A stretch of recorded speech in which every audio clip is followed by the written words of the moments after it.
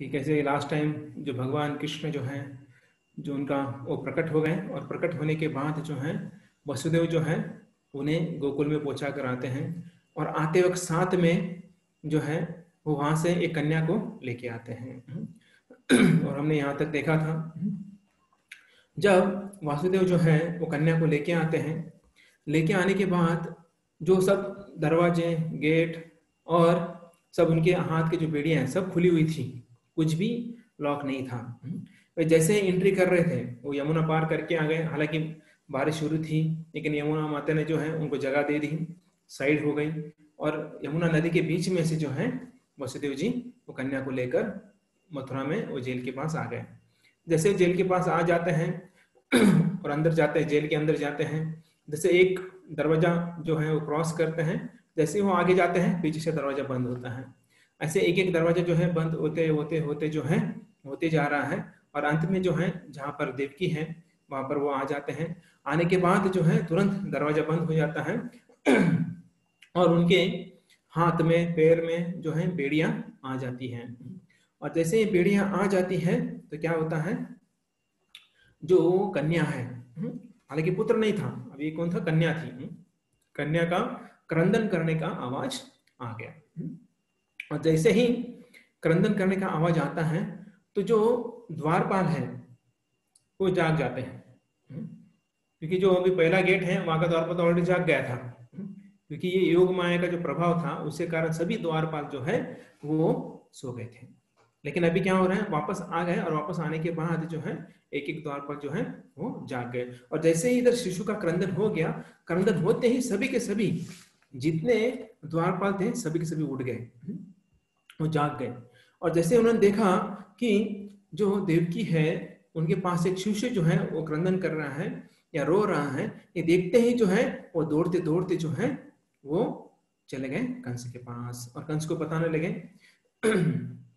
कभी बताने वाले हैं कि ये जो योग माया है, हम इसमें देख सकते हैं वसुदेव से सुखदेव गोस्वामी जो है वो परीक्षित महाराज को बोलते हैं कि कैसे ये सब चीजें हो रही हैं। और देवकी और जो वसुदेव है, हालांकि इन्हें बुरा लग रहा था इनको, लेकिन अभी ठीक है, अभी खुद की जान बचाने के लिए जो है उन्होंने प्रॉमिस किया था कि ठीक है हम बच्चे आपको दे देंगे। इसमें वो ये सोचते हैं कि भगवान जो है वो जल्दी प्रकट हो जाए, इसमें उनका कुछ स्वार्थ नहीं था कि खुद को बचाने के लिए हम बच्चों को मार रहे हैं, ये उनके दिमाग में नहीं था। लेकिन उनके जो दिमाग में क्या था कि जल्दी से जल्दी जो है भगवान प्रकट हो और उनकी सेवा करने के लिए हमें मौका मिले। और ये हम देखते जो कंस है, कंस के जो इतने इतने पाप किए, जो एकदम घृणित या नगण्य जो है जघन्य जो उनके पाप थे उन सबको उन्होंने क्षमा कर दिया। अब आगे जाके हम चर्चा करेंगे कैसे जो ये कंस है वो क्षमा मांगता है, उनके जो बहन है बहनों है जो क्षमा मांगता है। और यहाँ पर जो विश्वनाथ चक्रवर्ती ठाकुर बोलते हैं कि द्वारपाल, जो द्वारपाल कैसे होते हैं, वो कुत्ते के तुल्य होते हैं, जो कुत्ते होते हैं उनके तुल्य होते हैं। कि हम देखते हैं कि जो कुत्ते बहुत ही सावध, बहुत ही एकदम अलर्ट होते हैं, थोड़ा भी अगर आवाज आता है तुरंत वो जो है भौंकना चालू कर देते हैं।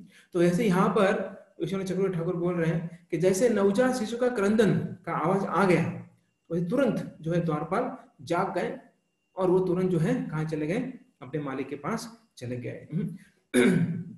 तो जैसे ये जो कुत्ते भोंकते हैं किस लिए भोंकते हैं, कि वो मतलब विदाउट, मतलब किसी ने अपॉइंट नहीं किया उनको कि रक्षा करने के लिए या फिर दूसरों को सावध करने के लिए, इस फिर भी वो विदाउट उनको अपॉइंट किए बिना भी वो क्या करते हैं, भोगते रहते हैं। उनको लगता है कि उनकी जिम्मेदारी है रात को सबकी रक्षा करना। तो हालांकि यहाँ पर तो द्वारपाल थे, द्वारपाल तो उनका काम ही था, कार्य ही था कि जो है रक्षा करें और जो भी कुछ होता है वहां पर जो है तुरंत जो है कंस को बताया जाए। तो ये सब जो है द्वारपाल वो सो क्यों गए थे, किसके कारण, योग माया तथा महामाया, ये दोनों जो है अनेक जो है इन दोनों के अनुसार, उनके आज्ञा के अनुसार, और उन दोनों ने जो है क्या कर दिया था, द्वारपालों को जो है वो सुलाया था उनको। और ये महामाया और योग माया दोनों जो है वो किनके अधीन है, वो कृष्ण के अधीन है।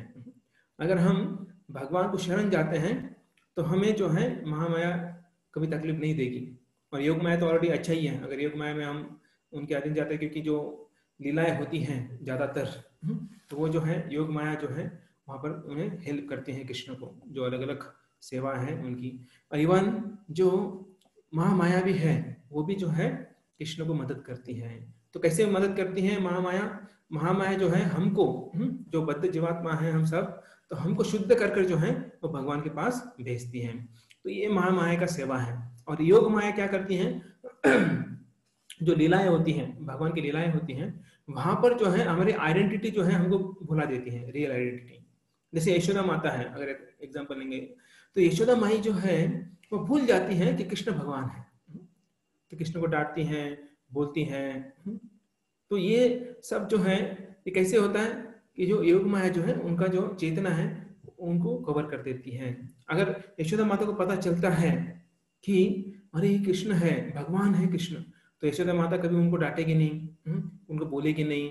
तो फिर जो है कृष्ण को इतना आनंद नहीं आएगा, जो उनको सेवा करनी है, जो लीला कर रहे हैं उसमें उन्हें आनंद नहीं आएगा, क्योंकि कृष्ण चाहते हैं कि मैं कुछ नटखट चीजें करूं और जिसके कारण जो माई है मुझे डांटे। तो उसमें उनको आनंद प्राप्त करना है उस लीला में। अगर देखिए देवकी जो है, देवकी माता को पता था कि ये भगवान है, इसलिए वो जो है एकदम है ना आदर दे रही थी कृष्ण को, क्योंकि वो भगवान है।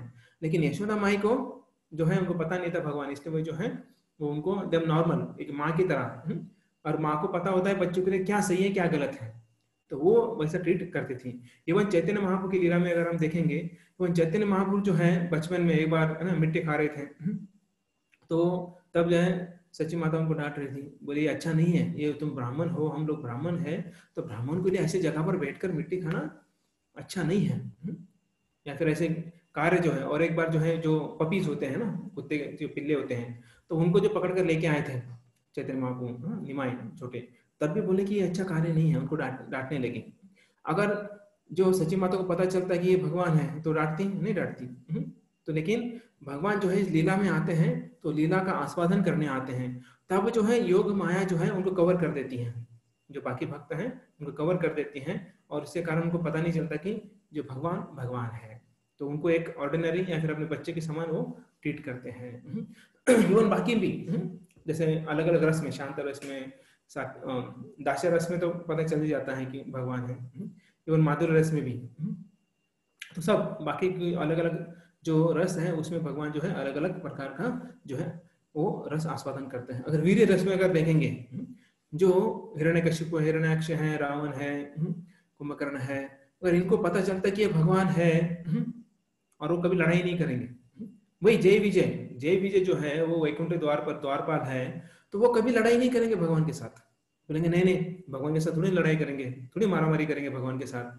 तो वो जो है भगवान की इच्छा होती है कि उनको वीर्य रस का आस्वादन प्राप्त करना है, तो उसके लिए उनके तरह ही व्यक्ति चाहिए। तो इसलिए क्या करते हैं, उनको भेज देते हैं और उनको योग माया के कवर में डाल देते हैं। तो ऐसे जो है भगवान यहाँ पर भी जो है देखते हैं कि जो द्वारपाल है उनको जो है माया के आधीन डाल देते हैं, इसी कारण सब भूल जाते हैं और सो जाते हैं। जब वापस आ जाते हैं वसुदेव तो वापस उड़ जाते हैं। तो द्वारपाल जो है जल्दी से जो भोज वंश शासक राजा जो है वो उनके पास जाते हैं और बोलते हैं कि देवकी को जो है वो शिशु जो है प्राप्त हुआ है, और फिर वो समाचार बताने के बाद तुरंत जो है वो कार्रवाई करने के बोलते हैं। तो जो कंस ऑलरेडी डरा हुआ था, क्यों डरा हुआ था? क्योंकि पहला, इसके पहले जो 7वां गर्भ था वो गायब हो गया, पता ही नहीं चला, मिस कैरेज हो गया ऐसा बोल रहे थे। तो पता न चलने के कारण जो है वो अभी भी सोच रहा था अगर ऐसा कुछ ना हो, तो इसलिए द्वारपालों को तुरंत बोलता है कि तुरंत जाकर वहां पर रहो, इधर उधर हिलने मत दो किसी को भी, और देखो कौन आता है कौन जाता है। हालांकि देखिए कंस इतना डर गया था, हालांकि जेल के अंदर लॉक करके रखा है, फिर भी जो है वो डर रहा था कि कोई आ न जाए उधर, क्योंकि वो जो सोते उठते बैठते सब सोता तो नहीं था। तो हम देखेंगे आगे जाकर चर्चा करते हैं, सुखदेव गोस्वामी बताते हैं कि वो सोता नहीं था रात भर, रात रात जो है वो क्या सोचता था, कृष्ण इधर से आएगा, कृष्ण उधर से आएगा। इवन अपने 2 बीवियों को देखकर भी वो क्या बोलता था, जो बोलते कृष्ण बलराम आ गए। तो इतना उसके दिमाग में जो है आगे जाकर हम चर्चा करेंगे कि वो ऑलरेडी टेंशन में था। क्यों? क्योंकि उसका काल जो है वो आने वाला था कुछ ही दिनों में, और वो जो है वो घड़ी आ गई थी और उनका काल जो है वो जन्म ले लिया था ऑलरेडी उन्होंने। तो आगे जो है ये जाग कर प्रतीक्षा कर रहा था। ऐसा बोलते हैं कि प्रतीक्षा कर रहे थे कंस। किसका प्रतीक्षा कर रहे थे? क्योंकि आज डेट था, जैसे डॉक्टर बोलते हैं ना कि वो आज है ना, आज का डेट है। तो तब जो है पूरा कंस जो है रात भर जाग रहा था, प्रतीक्षा कर रहा था कि कब न्यूज मिले। जैसे न्यूज मिलता है उनको कार्रवाई करने के बोल देते हैं। कंस जो है बिस्तर पर जो है वो बैठे बैठे वो सॉरी लेटा था, सोया नहीं था। और वो क्या कर रहा था?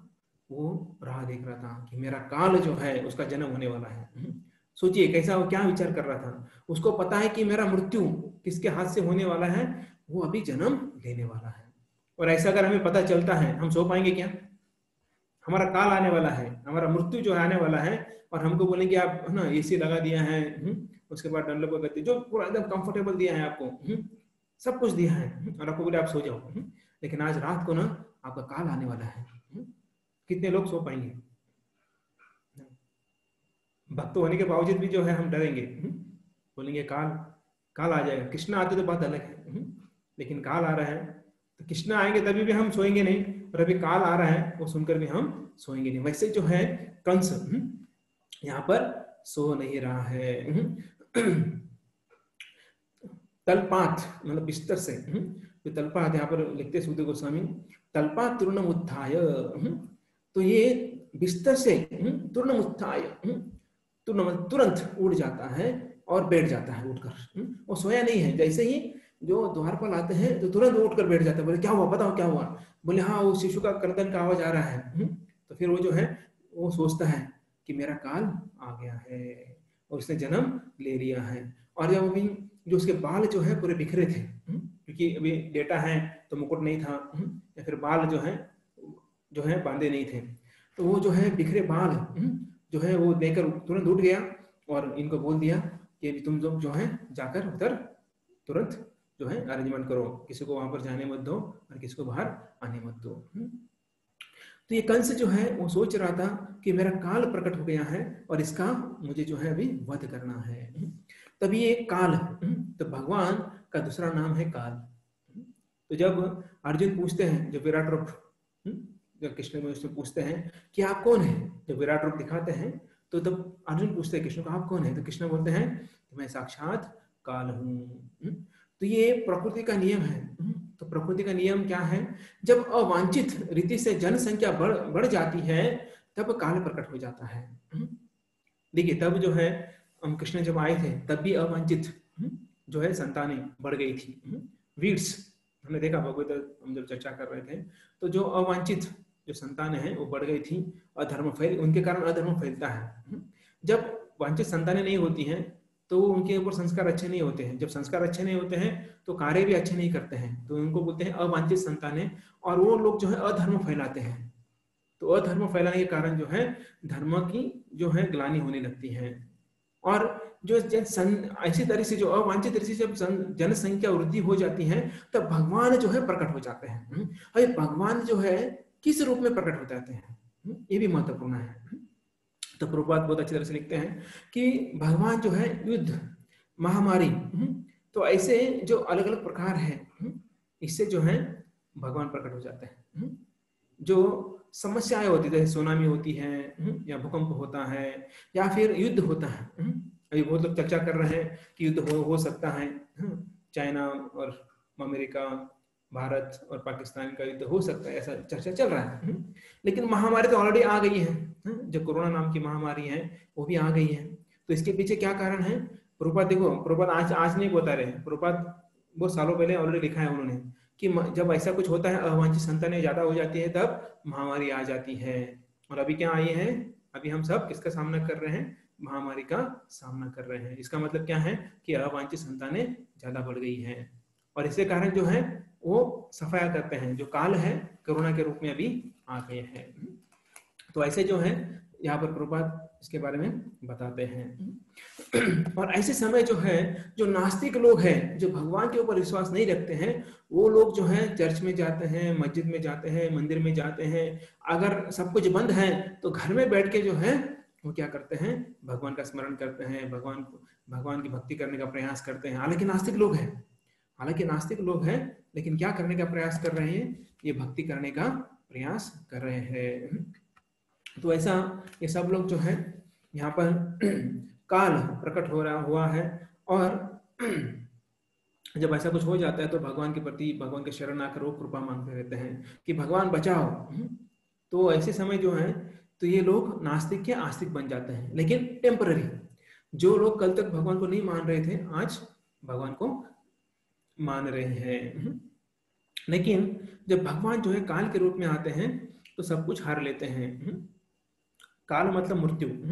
मृत्यु सर्वश्च चाहम। तो मृत्यु जो है जब आ जाता है सब कुछ हर लेता है। तो इसका मतलब एक भगवान का एक नाम है हरि। हरि जो है वो सब कुछ हर लेता है। तो इसलिए, और दूसरा शरीर धारण करने हमें बाध्य कर देते हैं।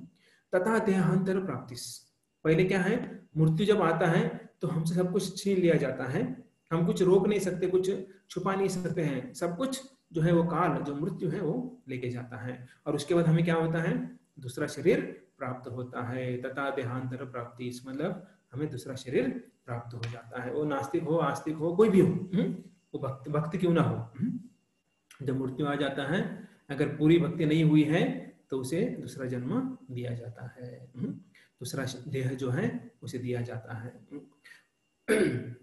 लेकिन जो कृष्ण भावनामृत जो है आंदोलन है, उसमें अगर हम प्रयास करते हैं अपने आप को उधर एंगेज करने का, सेवा करने का, साधना करने का, तो स्लोली स्लोली जो है, जो हमारे अंदर का जो सब कुछ अनर्थ जो है चले जाते हैं, और अंत में हम जो है भगवान को प्राप्त हो जाते हैं और भगवान के पास हम चले जाते हैं। इसलिए हमें ज़्यादातर समय व्यर्थ नहीं गंवाना है, बहुत सारी चीज़ें हैं वो हमें नहीं करना है, और हमें भक्ति में रहकर इस जन्म मृत्यु चक्कर से हमें निकलना है। तो अभी यहाँ पर जो है कंस आ जाते हैं, क्या देखकर आ जाता है कि मेरा काल आ गया है। तो काल आ गया है तो अभी तो सोचिए यहाँ पर कंस डर नहीं रहा है, अभी वो कौन से विचार से यहाँ पर आ रहा है, मेरा काल है, छोटा बच्चा है, तो बच्चा थोड़ी ना मारेगा मुझे, वो तो उसको बड़ा होना पड़ेगा तब जाके मुझे मारेगा।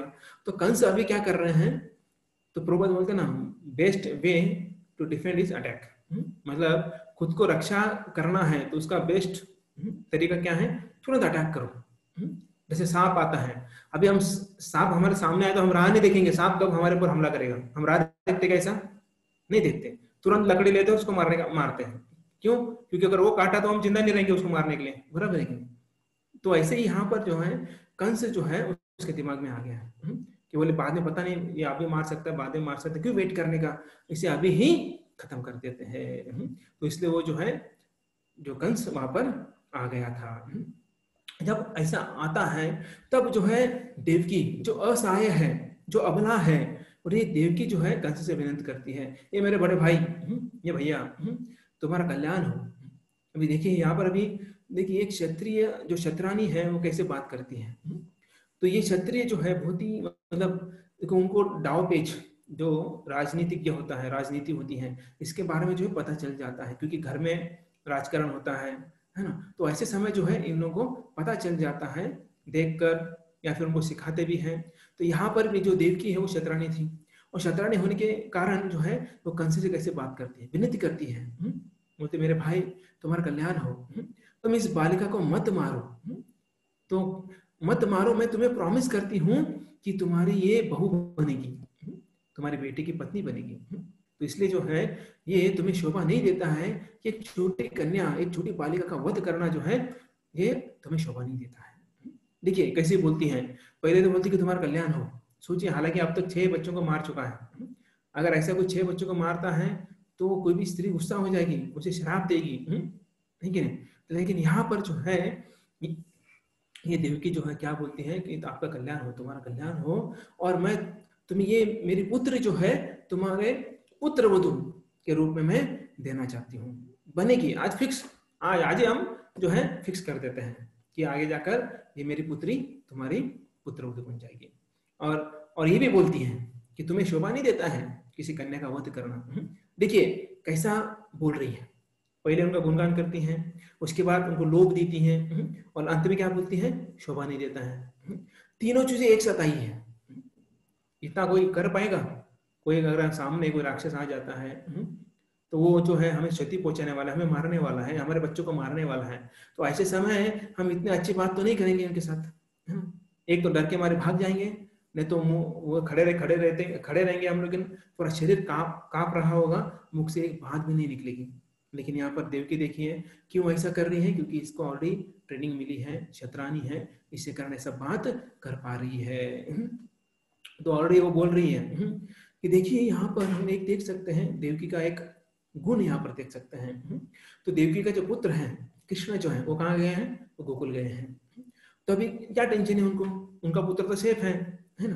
तो इनके इस कन्या को बचाने की क्या जरूरत है, कुछ जरूरत नहीं है। तो ये जो है ऐसा क्यों बोल रही हैं, क्योंकि हालांकि वो अपने बच्चा तो सेफ है, लेकिन ये पराई कन्या है, तो पराई कन्या को बचाने का भी ये जो प्रयास कर रही है। तो इसे बोलते हैं निस्वार्थ था, निस्वार्थ भाव बोलते हैं।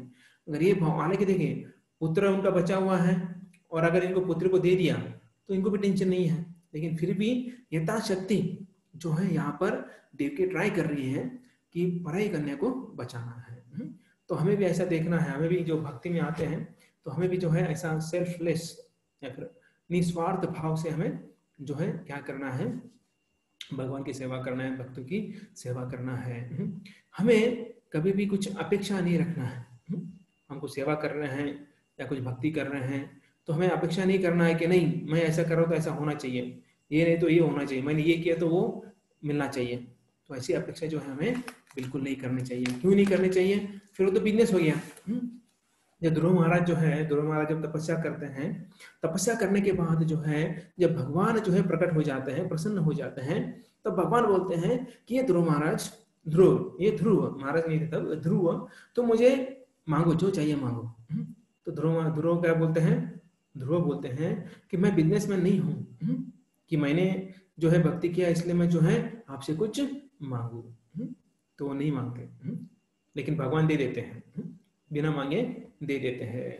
और बाद में वो पछताते हैं, बोले मैंने देखो मुझे क्या मिला है और मैं क्या मांग रहा था, मुझे हीरा मिल गया है और मैं कांच के टुकड़ों के लिए इतना कुछ प्रयास कर रहा था। तो वो भाव जो है भक्त बनने के बाद चेंज हो जाता है। तो हमें चिंता करने की जरूरत नहीं है, हमें सिर्फ चिंतन करना है। तो ये निस्वार्थ भाव रखकर ही हमें भक्ति में आगे हम बढ़ सकते हैं। स्वार्थ भाव रखा तो हम डिफिकल्ट हो जाता है भक्ति में आगे बढ़ना। देवकी आगे बोलती हैं, ये भ्राता, ये दैववश जो है अग्नि जैसे मेरे सुंदर और तेजस्वी शिष्यों को जो है पहले मार चुके हो। तो तुम पहले ही मेरे सुंदर और तेजस्वी बालकों को मार चुके हो, किंतु कृपा करके इस कन्या को छोड़ दो और छोड़ के मुझे एक दान स्वरूप मुझे जो है भेंट दे दो। तो यहाँ पर जो है देवकी जो है सर्वप्रथम जो है वो ध्यान दिलाती है। क्या दिलाती है कि देखो भाई, तुमने मेरे 6 बच्चों को मार दिया, जो सुंदर थे, तेजस्वी थे, उनको तुमने मार दिया, लेकिन अब ये कन्या इसे छोड़ दो, इसे मुझे दान दे दो। सोचिए, खुद का ही पुत्री है। एज पर अगर हम कंस का देखें, कंस क्या सोचेगा, ये देवकी की पुत्री है, तो ये क्या बोल रही है, मेरी पुत्री मुझे दान में दे दो, उसे मारो नहीं। तो देवकी जो है ये सब अलग अलग प्रयास, जैसे वसुदेव जो है साम दाम दंड भेद जो इस्तेमाल कर रहे थे, सेम जो है देवकी यहाँ पर जो है इस्तेमाल कर रही है। और वो सीधा सीधा आक्षेप पहले करती है, उसके बाद में जो है उसे समझौता करने का प्रयास। समझौता मतलब कैसे करती हैं, मेरे पुत्र को मैं तुम्हें पुत्रवती के रूप में दे दूंगी। और ऐसा जो है ये अलग अलग प्रकार का जो ये प्रयास करते हैं, दावपेच। तो प्रभुपाद बोलते हैं कि ये दावपेच जो है वो बचपन से ही इनको वो ज्ञात हो जाता है। तो ये उनको दोषी भी नहीं ठहराती है, जो देवकी है वो अपने भाई को दोषी नहीं ठहराती है। क्यों नहीं ठहराती, क्योंकि उनको पता है, देवकी को पता है ये मेरा भाई है, वो कितना कुछ बोले कुछ सुनने वाला नहीं है, उसके दिमाग में कुछ घुसने वाला नहीं है, इसलिए कंस को दोषी नहीं ठहराया जा सकता है, क्योंकि वो सुनेगा नहीं, मानेगा नहीं कि उसका गलती है। तो इसलिए जो है देवकी उसे कुछ बोलती नहीं है। और अच्छी शिक्षा देना भी व्यर्थ है।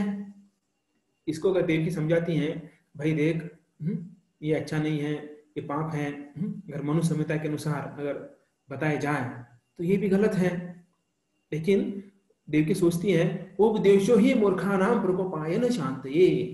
तो चाणक्य क्या बोलते हैं, उपदेशो ही मूर्खानाम प्रकोपायन शांतये।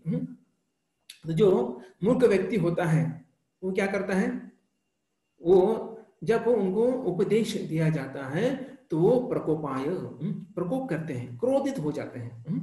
देखिए जब कोई हमें अच्छा बताता है तो हमें क्रोध आता है ना, कि हम अच्छा नहीं सुनना चाहते हैं, अच्छा नहीं बनना चाहते हैं। या फिर हम किसी को बोलते हैं कि आप थोड़ा सुधरो, या फिर आप अच्छा कार्य करो, आप ये मत करो, ये अच्छा चीज करो, बुरा मत करो, तो तुरंत गुस्सा आ जाता है।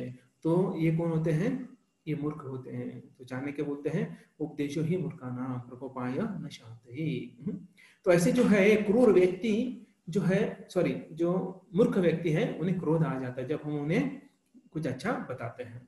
तो ये क्रूर व्यक्ति और सांप, इन दोनों में ज्यादा डेंजरस कौन होता है, क्रूर व्यक्ति होता है। सांप तो क्या है, वो एक बार डसेगा और निकल जाएगा, ठीक है। सांप बार बार आके नहीं डसेगा, उसे ध्यान भी नहीं रहेगा, याद भी नहीं रहेगा सांप को किसको मैंने डसा है, वो एक बार डस के चला जाता है। लेकिन क्रूर व्यक्ति जो है वो बहुत बड़ा घातक होता है, डेंजरस होता है। क्यों, क्योंकि बार बार बार बार जो है कुछ ना कुछ हमें तकलीफ देते रहेगा। तो इसलिए ये वो हमें ऐसे क्रूर व्यक्ति से जो है बचना है, दूर रहना है। सांप जो है एक बार ठीक है, इसका मतलब सांप ठीक है, इसका मतलब ये नहीं कि सांप ठीक है, लेकिन हम जो है उससे क्या हो सकता है, वो दवा वगैरह लेकर जो है हम ठीक हो सकते हैं। लेकिन अगर क्रूर व्यक्ति है तो बहुत मुश्किल हो जाता है। तो देवकी जो है वो आगे बोल रही है कि भैया कि आप जो है इस, मैं तुम्हारी छोटी बहन हूँ और आप मुझे इस शिशु को जो है आप मुझे भेंट दे दे। ऐसे बार बार वो जो है बोल रही है, विनती कर रही है, और अलग अलग प्रकार से विनती करती है। और विनती करते करते ये भी बोल रही है कि तुमने बहुत गलत भी किया है। तो दोनों एक साथ जो है वो बता रही है। सूद गोस्वामी आगे बताते हैं कि वो जो पुत्री है वो बालिका को दीनता पूर्वक, मतलब हालांकि पता है कि वे उनके हाथ में, देवकी के हाथ में वो बालिका है, उसे चूम रही है। और अभी उन्हें पता है कि अभी ये संतान का प्राण जो है वो जो है कौन लेने वाला है, कंस लेने वाला है। तो उस प्राण की भिक्षा मांग रही है देवकी जो है, उस प्राण की भिक्षा मांग रही है और बोल रही है कि कृपया करके मेरे भाई इसे मत मारो। लेकिन कंस जो है निर्दयी, हृदय पत्थर जैसा हृदय है उसका, उसके देवकी की भर्त्सना करके वो क्या करता है, उस बालिका को बलपूर्वक छीन लेता है। तो ऐसा ये जो कंस जो है क्या करता है, उसे छीन लेता है। हालांकि यहाँ पर जो है वो उसका कन्या नहीं है, तो यशोदा की कन्या है, तो उसे बचाने का प्रयास यहाँ पर कर रही है। तो ऐसे विकट परिस्थिति पर जो कंस है अपना स्वार्थ जो है वो साध रहा है। और कंस क्या करता है, उस बालिका के दो पांव पकड़ता है और पांव पकड़कर जो है वो अभी पत्थर पर पटकना चाह रहा था। पटका नहीं, अभी सिर्फ उठाया है, पटकने वाला था। तो ये जो है यहाँ पर जो बोला जाता है अनुजा, आगे जाकर शुद्ध गोस्वामी यहाँ पर वर्णन देते हैं अनुजा। किसकी अनुजा, विष्णु की अनुजा। अनुजा विष्णु हो, तो ये विष्णु की अनुजा है। अनुजा मतलब छोटी बहन। देखा कई लड़की का नाम भी रहता है अनुजा। तो ये अनुज, अनुज एक लड़के का नाम होता है और लड़के का नाम अनुजा होता है। तो अनुज मतलब छोटा भाई, अनुजा मतलब छोटी बहन। तो यहाँ पर क्या बोला गया है कि जो ये है देवकी की जो पुत्री है यहाँ पर वो है जो योग माया है बोल सकते हैं। तो ये कन्या जो है वो हालांकि यशोदा की पुत्री थी, और यशोदा की पुत्री जो है यहाँ पर वो बोल रहे हैं विष्णु की छोटी बहन है। तो अभी ये छोटी बहन जो है किनकी, विष्णु की।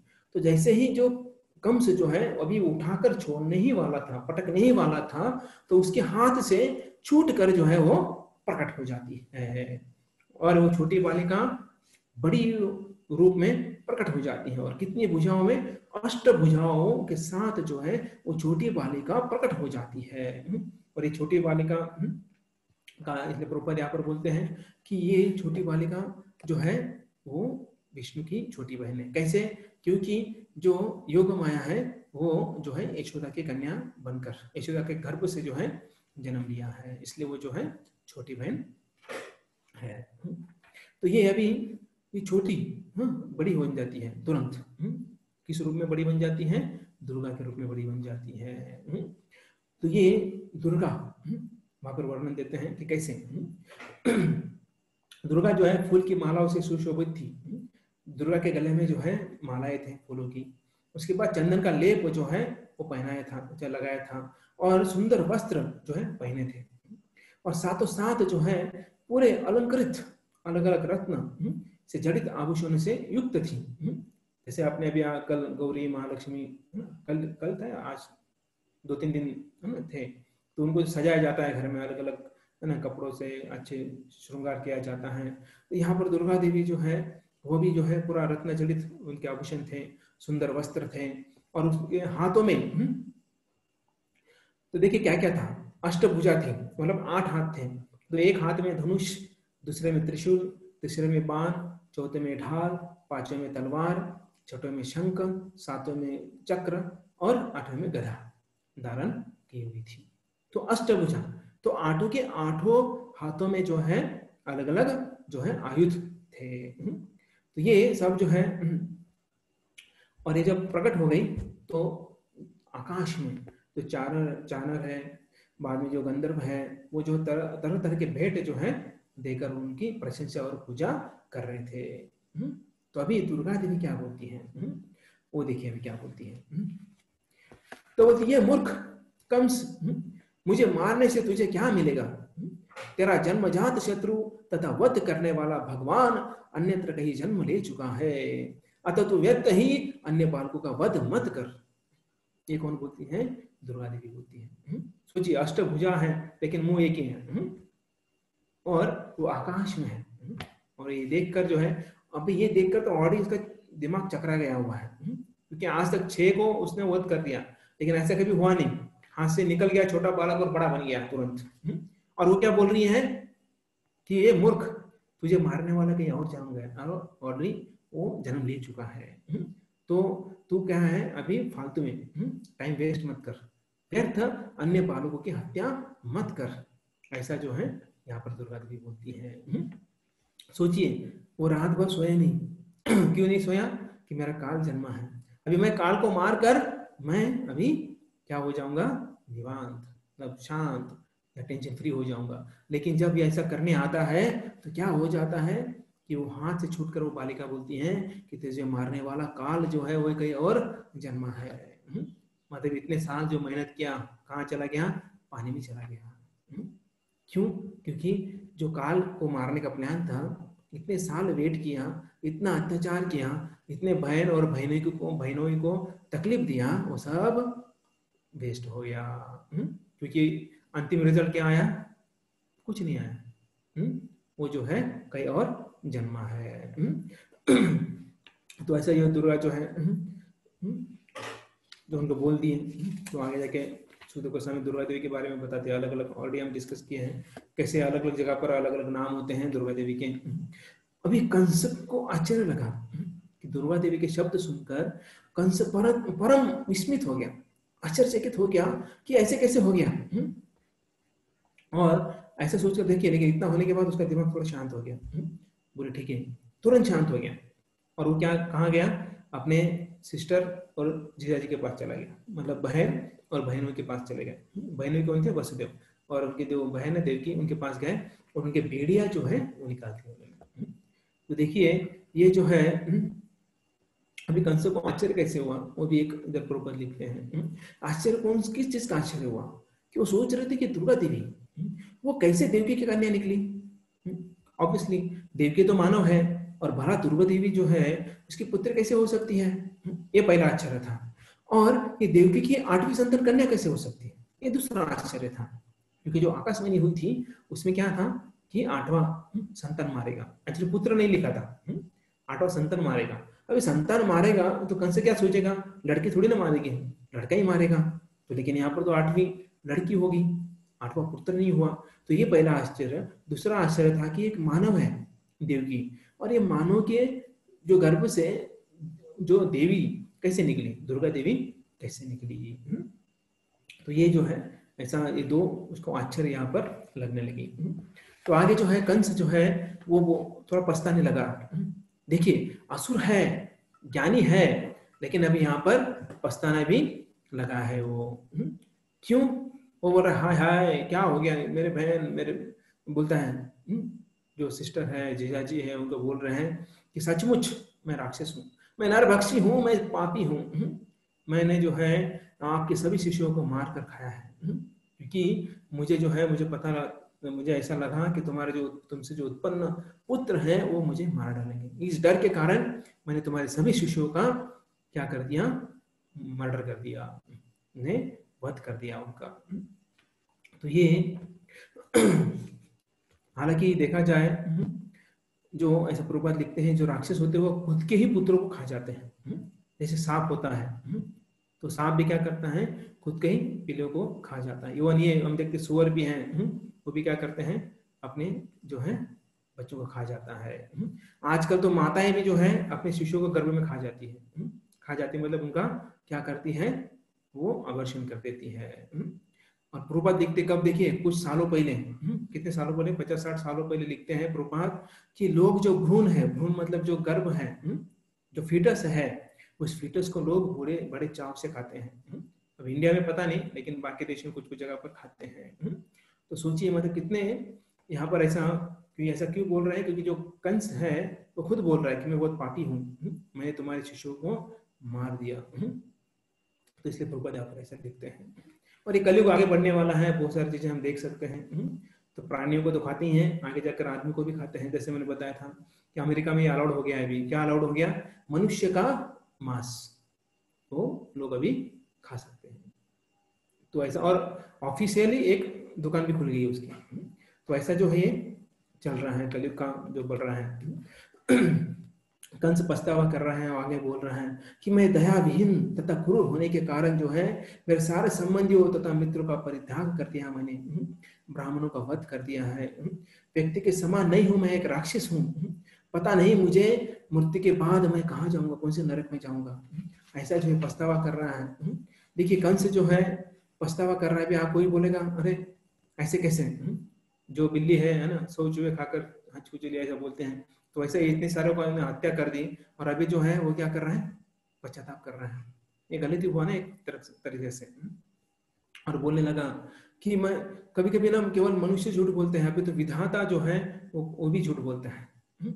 तो कैसे कि 8वां संतान जो है इनका वध करने वाला था, जो 8वां संतान है उसको पटकने वाला, तो क्या हो गया, दुर्गा देवी हो गई। तो वो बोल रहे हैं मनुष्य झूठ बोलते, तो पता था मुझे, लेकिन अभी विधाता भी झूठ बोल रहा है। ऐसे कैसे हो सकता है? 8वां संतान मुझे मारने वाली थी, लेकिन दुर्गा देवी अभी तो जाने वाली है। क्योंकि उन्होंने तो बोल दिया ना, अभी उसे दुर्गा देवी से डर क्यों नहीं था, कि दुर्गा देवी जो है वो बोल दिया ऑलरेडी कि तुम्हारा मृत्यु, तुम्हारा काल जो है वो कहीं और जन्मा है। तो ऐसा बोलने के बाद उसको डर नहीं रहा अभी, उसको पता है कि ये दुर्गा देवी मुझे मारने वाली नहीं है। तो बोलने लगा कि ये बहन, ये विधाता भी ना कभी कभी उल्टी पुल्टी जो है भविष्यवाणी कर देते हैं, तो इसलिए मुझे माफ कर दे, मैंने तुम्हारे सब बच्चों का वध कर दिया। तो अभी माफी मांग रहा है और बोल रहे हैं महान आत्माओं, किसको बोल रहे हैं, जो देवकी और वसुदेव को बोल रहे कि आप बहुत महान आत्माएं हो। हालांकि जो है जो आपके पुत्र है दुर्भाग्य का फल भोगना पड़ रहा है। एक्चुअली अभी फिलोसफी बता रहा है, फिलोसफी झाड़ रहा है अभी। पहले तो थोड़ा पछतावा बोल रहा था, अभी तो बोल फिलोसफी झाड़ रहा है, बोल रहा है कि देखो ये सब हमारा नियंत्रण तो नहीं है, सब परमेश्वर का नियंत्रण है, विधाता ही जो है सब कुछ विधाता करने वाले हैं, हम कुछ नहीं कर सकते हैं। तो ऐसा है वो यहाँ पर बता रहा है, सांत्वना दे रहा है कि जो भी आता है, जो पृथ्वी से आता है सब कुछ और पृथ्वी में चला जाता है। ऐसा जो है यहाँ पर क्या कर रहे हैं वो विधा, मतलब अलग अलग फिलोसफी यहाँ पर दे रहे हैं। और अभी देखिए अभी सांत्वना कैसे दे रहे हैं। पहले तो जो है जो देवकी इनका कल्याण हो बोल रही थी, और अभी जो है कंस जो है देवकी को बोल रहे हैं मेरी बहन देवकी तुम्हारा कल्याण हो। हर व्यक्ति जो है प्रारब्ध के अधीन होता है, वो जो भी फल प्राप्त करता है वो जो है प्रारब्ध के अनुसार फल प्राप्त करता है। दुर्भाग्यवश मेरे द्वारा तुम्हारे पुत्र मारे गए हैं, शोक मत कर, उसका हत्यारा मैं नहीं हूं। खुद ने हत्या की है और क्या बोल रहा मैं हत्यारा नहीं हूं। ये तो सब क्या है, सब विधाता का क्या धरा है। तो ये शूद्र, इंद्र से लेकर शूद्र कीट तक जो सारे प्राणी है उनको भोग जो फल है भोगना पड़ता है। और किसके कारण? सकाम कर्म के कारण। जो कर्म करता है पिछले जन्म में या फिर इस जन्म में करता है तो उसका फल उसे भोगना पड़ता है। इसमें ना मेरा गलती ना तेरा गलती है। तो इसलिए तुम शोक ना करो और मैं भी जो है जो ज्यादा अपने आप को लगा नहीं दूंगा मन को।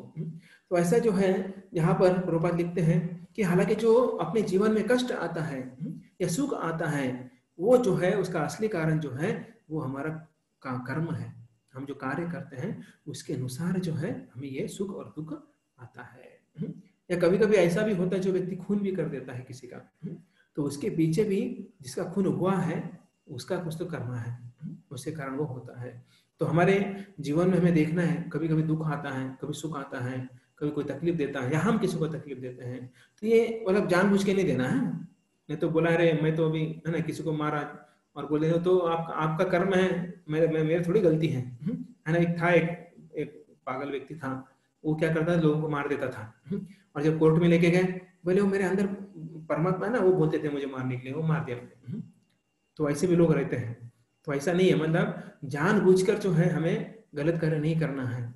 लेकिन अगर हमारे जीवन में संकट आते हैं तो हमें ये सोचना चाहिए कि मेरा कुछ तो प्रारब्ध खराब है, क्योंकि मेरे जीवन में मैंने कुछ तो लास्ट जन्म में या फिर पहले कुछ तो मैंने गलत कार्य किया है, उसके कारण मुझे आज उसका दिक्कत हो रहा है। तो प्रभुपाद सीधा सीधा लिखते हैं कि देवकी के पुत्रों के जो मृत्यु का कारण कंस नहीं है, अपितु उन पुत्रों का जो अपना भाग्य है उसके कारण वो मरे। वो तो ऑलरेडी हम चर्चा कर चुके हैं, वो किसके पुत्र थे क्या थे सब हम चर्चा कर चुके हैं, उससे भी वो जो है वो क्लियर हो जाता है। और यहाँ पर कंस जो है अपना दोष जो है वो स्वीकार किया है, ऐसा नहीं कि स्वीकार किया है, वो बोलता है कि मेरा दोष तो है लेकिन जो है मतलब प्रारब्ध है, तो प्रारब्ध है इसके कारण हुआ है। तो ऐसा जो है यहाँ पर ये सब जो है देवकी और वसुदेव इनके बीच में जो है वार्तालाप हो रहा है। और देखिए कंस, सोचिए अगर हमारे सामने ऐसा आता है, अगर हमारा भाई बहन या पुत्र पुत्री को मार देता है और उसके बाद आकर क्षमा मांगता है तो क्या करेंगे हम? तो हम पता नहीं क्या करेंगे, उसको मारेंगे, क्षमा तो नहीं करेंगे पक्का, ऐसा कौन क्षमा करेगा। लेकिन जब यहाँ इनके पास आता है बोलता है क्षमस्वम मम दौरात्म्यम साधो दीन वत्सला। तो दीन वत्सला बोल रहे, किसको बोल रहे हैं? साधो दीन वत्सला। जो कंस बोलते हैं मेरे बहन और मेरे जीजा जी जो हैं बहनोई, तो आप लोग जो है बहुत कृपालु है, दयालु है, आप साधु व्यक्ति है, तो आप मेरी क्रूरता को क्षमा कर दें। देखिए अभी देखो क्या हो गया, कंस जो है अभी कुछ नहीं कर पाया, मतलब 8 के 8 संतान जो है वो तो प्रकट हो गए, लेकिन 6 को तो मार दिया, 7वां जो है वो मिसकैरेज हो गया उसके अनुसार, और 8वां जो है वो संतान जो है वो दुर्गा देवी निकल गई।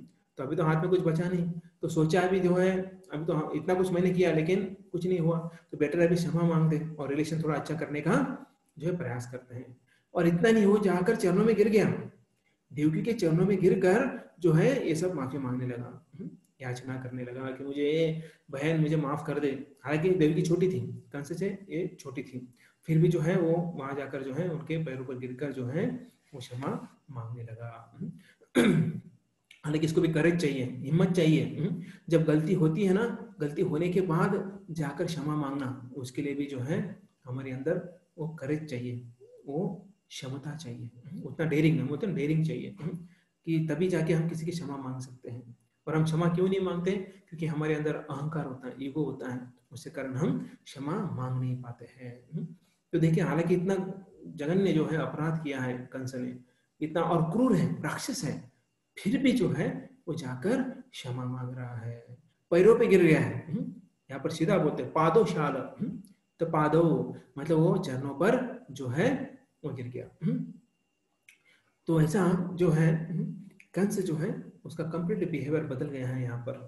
हालांकि ये कोई बोल सकता है इतना पाप क्यों किया फिर, तो हालांकि व्यक्ति कुछ इसमें वो कर देता है डर के कारण या फिर दूसरे किसी के कारण जो है वो कर देता है पाप, लेकिन पाप करने के बाद जो है माफी मांगना भी बहुत जो है जरूरी भी है।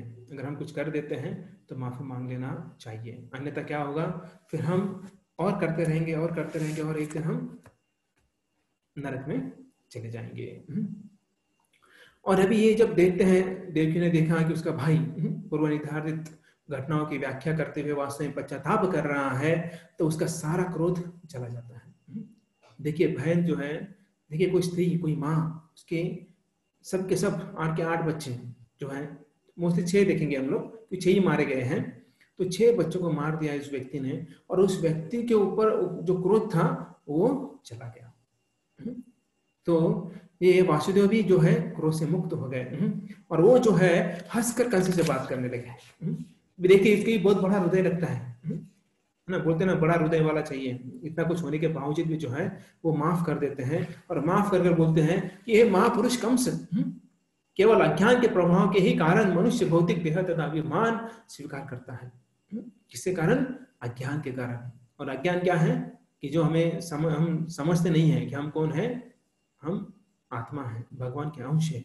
जब तक हमें समझते नहीं है, या फिर हम जब तक इसमें रहते हैं कि मैं शरीर हूं, तब तक हम अज्ञानवश बहुत सारे गलत कार्य कर बैठते हैं। और जो है आत्मज्ञान से रहित, जो आत्मा का ज्ञान से रहित देहात्म बुद्धि में रहते हैं, वो क्या बोलती है, ये मेरा है, ये पराया है, मतलब बोलते नहीं ये मेरा, ये तेरा। तो ये जो भेदभाव करते हैं, तभी जाके हमारे हाथ से जो है बहुत सारे जो है गलतियां हो जाती है। तो प्रभुपाद तो इसके बारे में बहुत बोलते हैं। तो आगे जाकर जो है कंस जो है ये सब हो जाता है, दोनों का रोना धोना हो जाता है, फिर वसुदेव और देवकी माफ कर देते हैं। इवन जो कंस है वो उसको भी थोड़ा है ना शांति लगती है, और अभी बोलता है चलो मेरे बहन और बहनों ही ने माफ कर दिया है, तो अभी उसे लगता है कि अभी मैं शांति से भी जो है मैं अभी रह सकता हूँ। और अभी सुखदेव गोस्वामी आगे बोलते हैं कि शांत मन से देवकी तथा वसुदेव द्वारा शुद्ध भाव से इस तरह संबोधित किए जाने पर जो कंस है वो हर्षित हो जाता है, वो आनंदित हो जाता है, खुश हो जाता है कि मुझे मेरे बहन ने और बहनों ने माफ कर दिया। सोचिए अगर कोई इतना बड़ा पाप करता है और तब कोई अगर माफ कर देता है तो कितना अच्छा लगता है कि नहीं। घर में अगर कुछ वस्तु है और वो कांच की वस्तु है और वो टूट जाती है, टूटने के बाद अगर माँ जो है या पिताजी जो है वो डांटते नहीं है, माफ कर देते हैं, तो बच्चों को अच्छा लगता है ना, चलो अच्छा हुआ डांटा नहीं। तो इधर भी कंस जो है, ये तो मतलब छोटा उदाहरण दिया, तो कंस ने बहुत बड़ा जघन्य अपराध कर दिया। तो ये ऐसा अपराध करने के बाद अगर कोई माफ कर देता है तो हालांकि अच्छा ही लगेगा। तो फिर ये जो है चला जाता है कंस जो है। फिर कंस जो है जाने के बाद फिर दूसरे दिन जो है सब मंत्रियों को बुलाता है, जो असुर है और जो मंत्री है उन सबको जो है दूसरे दिन, रात तो बीत गई उस दिन, दूसरे दिन जो है सबको बुलाता है और ये रहस्य सब बताता है। वो क्या बोलते हैं कि रहस्य सब बता देता है कि कल रात को क्या हुआ।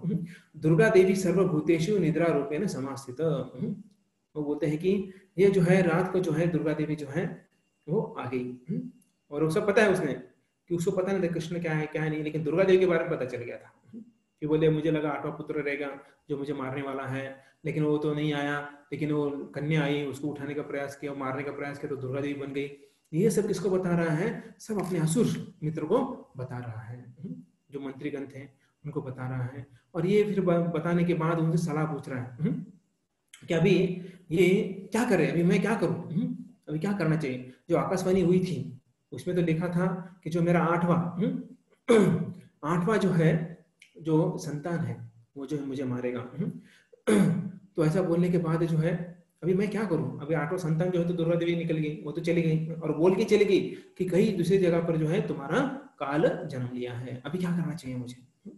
तो फिर ये सुनकर जो उनके जो असुर जो थे मंत्रीगण थे वो बोलने लगे, हे स्वामी जो है आप बोल रहे हैं कि ऐसा ऐसा हुआ है, दुर्गा देवी आई थी, लेकिन हमें ऐसा लगता है कि हमें जो है अपने देवताओं जो शत्रु हैं हमारे तो उनके ऊपर नजर रखना चाहिए, इन लोगों पर विश्वास नहीं रखना चाहिए। तो ये 2 प्रकार के लोग होते हैं, सुर और असुर। और ये असुर जो है वो हमेशा जो है और ये असुर हमेशा देवता के जो अच्छे लोग हैं उनका भला कभी सोचते नहीं है, वो हमेशा दूसरों को तकलीफ देते रहते हैं। तो ये असुर क्या बोलते हैं, देखिए दुर्गा देवी ने क्या बोला। एक्चुअली थोड़ा ये तर्क वितर्क करने लगे हैं, उन्होंने सुना ना दुर्गा देवी क्या बोली कि तुम्हें मारने वाला कहीं और जन्मा है। तो भैया असुर ने वो पॉइंट पकड़ लिया। असुर बोलते देखो दुर्गा देवी ने बोला है, तो क्या करना है कि हमें जो अभी 10 दिन में जितने भी बच्चे पिछले 10 दिन में जो है जितने भी बालक जन्मे हैं उन सबको मार देते हैं, एक को नहीं छोड़ेंगे। कि दुर्गा देवी ने हमें तो बोला है कि ऑलरेडी जन्मा है, तो हम क्या करेंगे, ज्यादा पीछे नहीं जाएंगे। 10 दिन में जितने लोग हैं, जितने बच्चे हैं, उनको सबको हम मार देंगे। जिस गांव नगर चारगाह जहाँ जहाँ होते हैं सबको मार देंगे। और ऐसा कर कर जो है वो सब लोग जो है वो प्लानिंग करने लगे। और आगे के भी कंस जो है प्लानिंग कर रहे हैं, हम आगे जाके देखेंगे कैसे अलग अलग असुरों को अलग अलग जगह पर भेजता है। जैसे पता चलता है वो अलग अलग अपने जो है गुप्तचर को भेज देता है। जैसे पता चलता है कि वहां पर बच्चे का जन्म हुआ है तो यहाँ से फिर असुर को भेज देता है और फिर वो बच्चों को उठाकर मार देते हैं। तो ये जो देवता है वो सॉरी असुर जो बोलते हैं कि ये जो देवता है ना उनके ऊपर कोई भरोसा नहीं रखना चाहिए। ये लोग जो है हमेशा जो है हमें तकलीफ देने का प्रयास करते हैं, हमें हराने का प्रयास करते हैं। और ये सब जो है ऐसा सुनने के बाद कंस जो है एजिटिस हो गया। एजिटिस मतलब थोड़ी एक रात में, देखिए एक रात में वो ऐसा लगा हमको सुधर गया, माफी मांगने लगा, पैरों पे गिरने लगा, बोले अभी मैं सुधर गया हूँ। और फिर बाद में खुद ही सांत्वना देने लगा कि ये पाप हो गया है, प्रारब्ध के कारण हो गया है। लेकिन जब वो मंत्रियों के साथ बैठता है, देखिए संघ कितना महत्वपूर्ण होता है, हम किसके साथ संघ करते हैं तो ये बहुत महत्वपूर्ण है। जिसके साथ संघ करते हैं वैसा हम बन जाते हैं। तो ये फिर जब मंत्रियों ने बोला, असुर मंत्रियों ने, कि हम अभी जो देवता के ऊपर हमें विश्वास नहीं रखना चाहिए और जो बालक है उनको मार देना चाहिए, तो फिर जो इसका वापस कुबुद्धि स्टार्ट होगी, मतलब वो जो है कुबुद्धि का इस्तेमाल करने लगा। और अभी उसने आदेश दे दिया कि जो जहाँ धर्म का पालन हो रहा है, जहाँ पारंपरिक पद्धति जो संस्कृति है उसका पालन हो रहा है, जहाँ पर वेद जो है पठन हो रहा है, जहाँ पर जो है गाय का रक्षा हो रही है, गोपालन हो रहा है, जहाँ पर ब्राह्मण लोग हैं वो यज्ञ याग कर रहे हैं, जहाँ पर ऋषि मुनि जो तपस्या कर रहे हैं, तो ऐसे सब लोगों को मारना है। सोचिए कंस जो है अब अत्याचार करने लगा है। पहले अत्याचार क्या किया, अपने बहनों अपने भांजे जो है उनको मारने लगा। उसके बाद जो थोड़ा अच्छा लगा, मतलब अच्छा हमें अच्छा लगा कि सुधर गया। लेकिन अभी ये सुनने के बाद जो है अभी वो और ज्यादा अत्याचार शुरू कर दिया उसने। तो जितनी भी अच्छी चीजें हैं, अच्छे लोग हैं, अच्छे कार्य हैं, उन सबको बंद करने के लिए, मारने के लिए उसने आज्ञा दे दी। तो सनातन धर्म जो है वो सनातन काल से है, लेकिन जो ये संस्कृति है, ये संस्कृति को जो है यहाँ पर ये नष्ट कर रहा है। तो ये फिर हम देखते हैं कैसे आगे जाकर जो है ये वध करने लगे, मारने लगे। इनके जो अनुचर हैं गांव गांव में जाकर, जहाँ पर ब्राह्मण दिखे उनको मारने लगे। जो यज्ञ हो रहा है वहां पर जो है मलमूत्र त्याग कर जो है वो उसको दूषित कर रहे हैं। जहाँ पर गाय का पालन हो रहा है तो गायों को मार रहे हैं। जहाँ पर जो है संस्कृति का पालन हो रहा है उसको जो है वो बिगाड़ रहे हैं, दूषित कर रहे हैं। तो ऐसा जो है ये सब जो है लोगों में जो है दहशत फैला रहे हैं। और ऐसे कंस जो है, कंस तथा जो एवं दुर्मंत्री भी कंस सह समंत्र दुर्मति। तो मतलब क्या है, जो दुर्मंत्री है किसके, कंस के।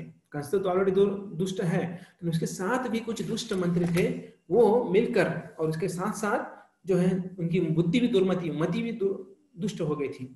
ऐसे दुष्ट मति के दुष्ट लोग जो कंस के साथ थे वो सब लोग क्या करने लगे, जो अच्छे लोग हैं उनको कष्ट दे रहे थे। तो ऐसा जो है इन प्रकार से जो है, इस प्रकार से जो है ये कंस जो है अत्याचार करने लगा। और ऐसे ये अत्याचार जो है ये लोग, और ये लोग बहुत ही मतलब ये भी थे, हमने से चर्चा किया, बकासुर, अगासुर, धेनुकासुर, पूतना, ये सब जितने भी मतलब ये जो असुर थे ये सभी के सभी ना बहुत बड़े तपस्वी थे। ये लोग तपस्या कर कर इन्होंने जो है वर प्राप्त किए, सिद्धियां प्राप्त की हैं, लेकिन इसका इस्तेमाल किसके लिए कर रहे हैं वो लोग बुरा कार्य करने के लिए इस्तेमाल कर रहे हैं। तो ऐसा कहा जाता है जो राक्षस गण है ना वो बहुत एक्सपर्ट थे अपना रूप बदलने में। और ये क्या करते थे, जहाँ पर वैष्णव है, जहाँ पर ब्राह्मण है, जहाँ पर अच्छा कार्य होता है तो वेश बदल कर वहां पर जाते थे और वहां पर दूषित या फिर उन लोगों को मारकर आ जाते थे। जैसे हम आगे जाके चर्चा करेंगे कि जैसे पूतना है वो वेश बदल कर गई थी गोकुल में और जो कृष्ण को मारना चाहती थी। तो ऐसा जो है ये इनके पास वो सिद्धि होती थी, शक्ति होती थी, उस शक्ति के कारण, सिद्धि के कारण जो है रूप बदल कर जो है क्या पाप करते थे। जहाँ पर अच्छा हो रहा है उस अच्छे चीजों को जो है वो क्या करते थे, तकलीफ देते थे या फिर वो बंद कर देते थे। तो ऐसा जो है ये सभी जगह पर मतलब जितने भी मतलब एरिया है जहाँ पर भी ऐसा उनको पता चलता है कि शिशु जन्म लिया है, तो वहां पर जाकर ये लोग क्या करते थे, तकलीफ देते थे। तो इस प्रकार से जो है वो पूरा तकलीफ देना, लोगों को सताना और जो पाप करना जो है, इन्होंने अत्याचार करना चालू कर दिया है।